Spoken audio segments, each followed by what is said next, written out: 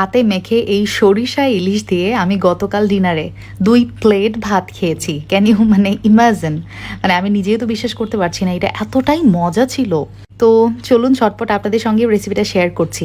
সরিষার তেল দিয়ে দিলাম, সাথে সরিষা বাটা, আরও দিয়েছি পেঁয়াজ বাটা, লবণ দিয়ে দিলাম অ্যাজ পার মাই টেস্ট, আর জিরা গুঁড়া দিয়েছি, লাল মরিচের গুঁড়া আমার টেস্ট অনুযায়ী, হলুদের গুঁড়া 1/2 চা চামচ, আদা এবং রসুন বাটা মিলিয়ে 1 চা চামচ, কাঁচা মরিচ দিয়েছি 5 থেকে 6টা, আর পেঁয়াজ কুচি এখানে দিয়েছি আমি প্রায় 1/2 কাপ।